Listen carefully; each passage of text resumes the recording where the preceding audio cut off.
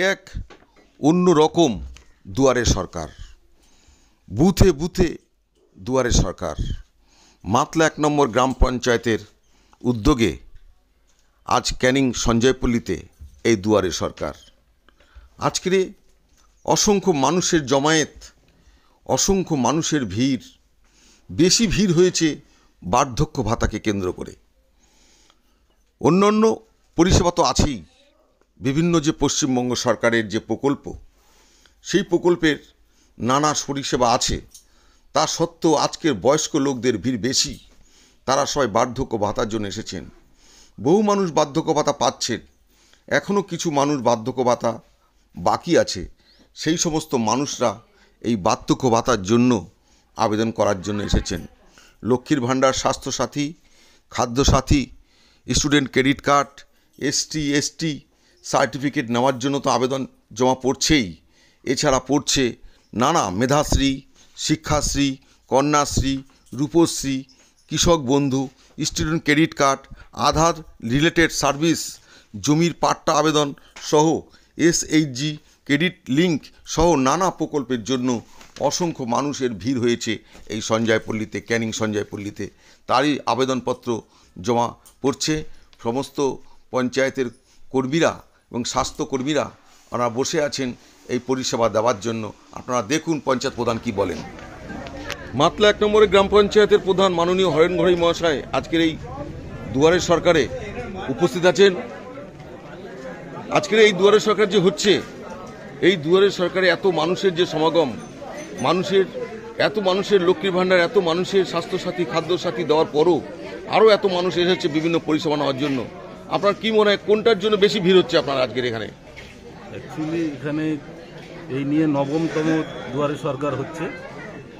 এই দুয়ারে সরকারে বিশেষ করে বয়স্ক ভাতা, বিধবা ভাতা, এটার উপরে খুব মানুষের চাহিদা এবং আবাস প্লাসে যেগুলো ঘরের আবেদন এখানে অনেক জমা পড়ছে। সাথে সাথে কন্যাশ্রী, রূপশ্রী থেকে শুরু করে এরকম ৩৭টা প্রকল্প আছে, যে প্রকল্পের প্রত্যেকটা কিন্তু মানুষের জন্য। তাই এখানে বহু মানুষ আজকে এসছে আমাদের এই দুয়ারে সরকারে তাদের আবেদন নিয়ে। আমরা তাদেরকে যতটা সম্ভব তাদের পরিষেবা দেওয়ার চেষ্টা করছি। বহু মানুষ, বহু বয়স্ক মানুষ তারা বার্ধক্য ভাতার জন্য আজকে আবেদনপত্র জমা দিচ্ছেন। এরা কি বার্ধক্য ভাতা পাবেন? অবশ্যই পাবেন, যদি বলে দিয়েছে বার্ধক্য ভাতা প্রত্যেকেই পাবে। তবে একটু সময়ের অপেক্ষায় আছে, খুব শিগগিরই হয়তো বার্ধক্য ভাতা একটা বড় আকারে একটা সমস্যার সমাধান হবে। তারপরে যদি কিছু থেকে থাকে আস্তে আস্তে সবাই বার্ধক্য ভাতা পাবে।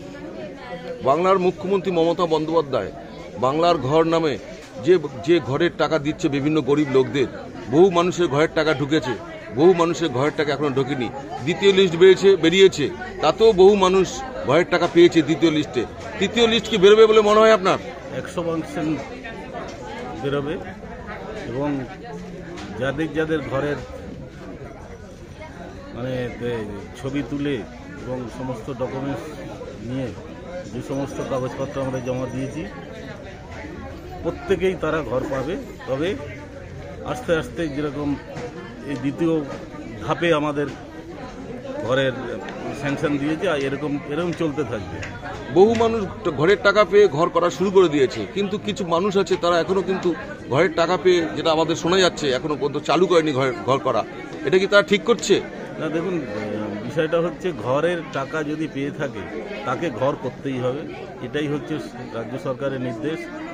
ঘর না করলে তারা কিন্তু ভীষণভাবে ক্ষতিগ্রস্ত হবে এবং সেই টাকা ইন্টারেস্ট সহ ফেরত দিতে হবে। এবং যারা ঘরের টাকা পেয়েছেন, ঘরের তো একটা নির্দিষ্ট একটা মাপ আছে, ছোট বড় মাপ, সেটা কি আপনারা সবাইকে জানিয়েছেন যে কি ধরনের ঘর করতে হবে? এটা ভুল কথা, ঘরের কোনো মাপ নেই। আমার সেই বেনিফিশিয়ারি যদি মনে করে যে আমি এই টাকা দিয়ে আমি যদি 2 কামরা ঘর করব, 3 কামরা ঘর করব, সে করতে পারে, অসুবিধা নেই, কোনো বাধ্যবাধকতা করবে না। প্রথম পর্যায়ে যে ঘরের টাকাটা দেওয়া হয়েছে, তারপরে পরবর্তী পর্যায়ে যে ঘরের টাকাটা দেবে, কি মাসে দিতে পারে বলে আপনার মনে হয়? এই জুন জুলাই মাসের মধ্যে আশা করা যায় আবার থার্ড ফেজের টাকা তারা পাবে। তো যারা তারপরে তৃতীয় পর্যায়ে ঘরের টাকা দেবে সেইটা কি মাসে হতে পারে বলে মনে হয়? ওই তো জুন জুলাই মাসের দিকে। তার মানে এই মাসে আগস্ট মাস থেকে তারা নতুন ঘরে প্রবেশ করতে পারবে, গৃহপ্রবেশ করতে পারবে, তাই তো? হ্যাঁ, যারা যারা পেয়েছে তারা সেকেন্ড ফেজের টাকা এরা ঘর কমপ্লিট যে টাকা দিয়ে মানে যে পর্যন্ত করার কথা, লিন্টন পর্যন্ত করার কথা, তারা কমপ্লিট করে আবেদন করলে এবং আধার লিঙ্ক করলে তারা সেকেন্ড ফেজের টাকা অটোমেটিক পেয়ে যাবে। ধন্যবাদ আপনাকে। আপনার নাম বলুন।